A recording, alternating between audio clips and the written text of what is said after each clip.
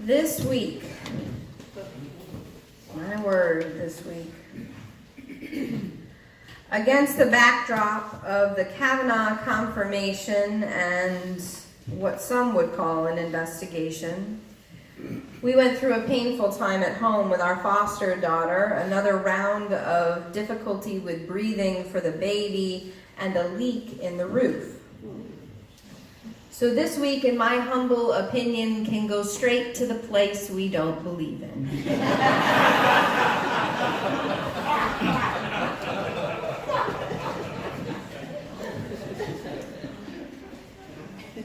This is our blessing of the animal service, but I'll be honest, I can't not address this week.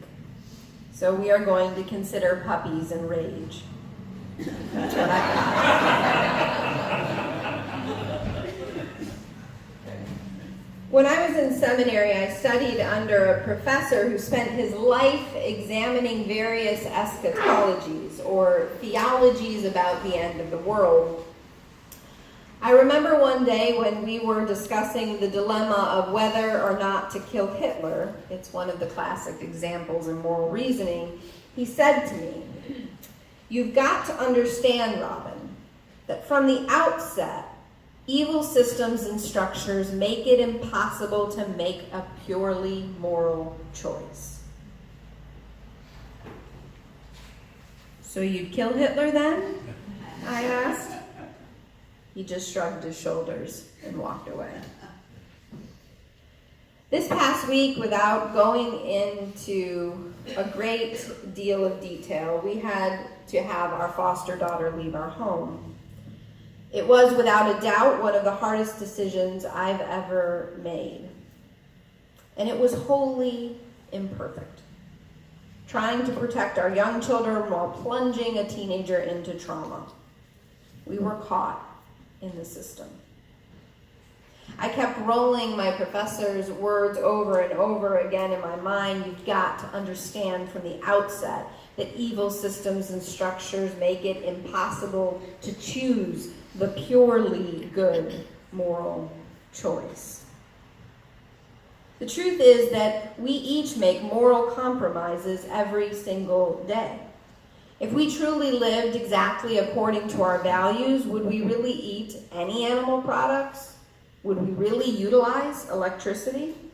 Would we gather in the industrialized world to live in separate homes with the carbon footprint that they have?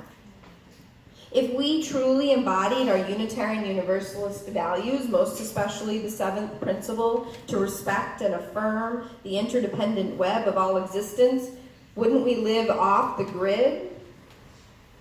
Would we have children? We make moral compromises every single day.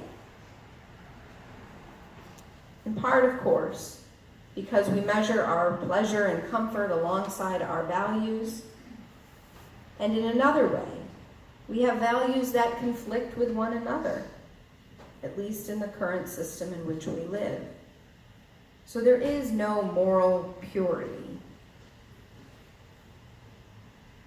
We also make moral compromises because in the words of Walter Brueggemann, we can always imagine a better world than the one that we can actually create and live in. We can imagine our highest ideals, but we can never live exactly by them. Moral compromises, though, are not the problem and not what we're talking about. We live within a framework that means we impact the environment and other people. Moral compromises are inevitable. Add to this layers of history and culture, and we create all sorts of strange moral dilemmas. For example, I can't tell you why we keep dogs as pets and eat pigs. There's a bit of a haphazardness, if you will, to our moral framework. It's true. Now you're going to be thinking about that for the next minute or two. Please don't eat your dogs. But this moral haphazardness doesn't mean that we should be stuck beyond action like the porcupine in our story. There's a difference, you see, between moral compromising and being morally compromised. and we are now living in the latter. You don't have to stretch your imagination, you see, to envision a world better than the one where a nominee to the Supreme Court lies openly and rages against the very people elected, supposedly to stop such abuse, and then is confirmed. We are morally compromised right now. When the Supreme Court is taken and the executive branch is operated by an extremist with a penchant for vengeance and totalitarianism, and the legislative branch has been wholly bought, we are morally compromised. So yes, by all means, vote in the midterms, but for goodness sakes, let us not wed our survival and the survival of our democracy to an election. Because we can't keep playing by the same rules. We have now got to change the game. When the election is bought before the votes are cast, we have got to change the game. When the same people vote to erase the vote, to withdraw health care, to defund public education, we shouldn't be surprised when yet again they vote to erase the fundamental principles of the Constitution. No length of investigation, no extent of the witnesses, no pitch-perfect testimony. May I take a break if it is good for you, Senator? No matter. The feckless, unfettered, emotive roller coaster that was the nominee's testimony would have been sufficient to stop his confirmation. Because we can't win by these rules. In a gerrymandered, privatized corporations as people, Senate that is completely unaccountable to the people, we cannot win by these rules. When the popular vote fails to elect a president who then attacks the press and the basic elements of checks and balances that so many of us learned well before our senior year in high school, when the court that was the prosecutor of the protector of the Constitution readies the proverbial shredder, we cannot win by these rules. Just get out the vote is insufficient in a full history that reveals the heroes to be as broken by this system as anyone has across the founding of this country. Did you know that Abraham Lincoln, the same week he signed the Emancipation Proclamation, signed the order to kill 38 Dakota in response to the Sioux uprising? How does a moral incomprehension happen like that? It happens when you are in a system that is deeply morally compromised. It happens in a country where the First Peoples are virtually erased, where there's no discovery of a land, only its destruction. Where families have always been separated. First, indigenous children to be taken from their parents so that they would not learn their language and they would lose their history and their culture. Then to the children who were sold at the auction block. Once more to the borders to decide who is legal and who will get to stay. And yes, even in Detroit right now, as water shutoffs are continued and poverty has become a reason to not help a family, but rather a justification to pull them apart and put them in prison. We are morally compromised. So mobilizing people to function in the same system without a moral compass to their well-being and a collective empowerment to change the game is wholly insufficient. This is no longer about winning, and it certainly can't be about a tribalism that maintains our collective diminishment. In other words, don't bank on a blue wave to save us. Mm-hmm. So what do? We first have to remember what is possible. Because the first maneuver in colonialism and totalitarianism is not to take the land, but to take our vision. To take our dreams of what the world can be and ought to be, to colonize the soul. Remember the sweet earth. Remember what your being longs for what we were made.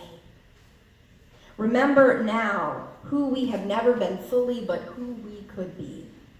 Remember, as the dog Enzo, even in our reading, does, what you would want most in your life if it were ending today. One more loop around the track, the air, the wind, the warm sun. Remember, these are given to us at birth. They are not something we earn or that anyone owns.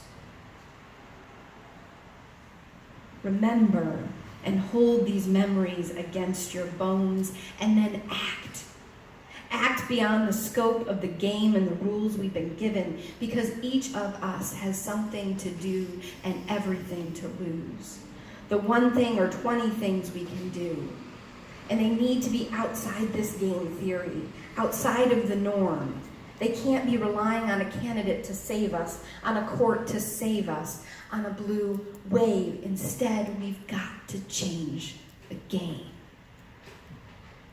Faster and faster it goes, and I beg you, remember who you are and who we are promised to be, with no hope of victory, no crown to wear. Refuse to play the game. I once went to a training for organizers, and they said, we're going to play a game. And the rule is that everyone in the room has to get together and put their hand on someone else's shoulder, and that whoever's last to do that is out. And we played round after round after round until we got down to 3 people. And something really interesting happened. The 3 of them looked at each other, and at the same moment put their hands on one another's shoulders. And the facilitator said, very good. No one was out. They refused to play the game. We have got to refuse to play the game. We have got to commit to a way that means we're probably going to lose for decades. We're going to lose, and we're going to lose, and we're going to lose. That's what it means. That's what this moment means in our lives. It doesn't mean that we're going to see a victory. I don't think I'll see a victory. The Supreme Court is at least 40 years that we're looking at of losing. But we have got to refuse to play with our children's lives and our children's lives. We have got to refuse to play with this earth, and instead to remember, to act, to fight, to continue to fight even after we lose, so that someday humanity will win. So may we live, so may we be. So may we be called to be protectors of this blue boat home, of humanity, of the world we yet can imagine. And someday, God willing, our bones, our memories, our visions will be cast upon the lips of our children, and they will see. Would you please rise as you're able? We're going to sing together, Blue Boat Home.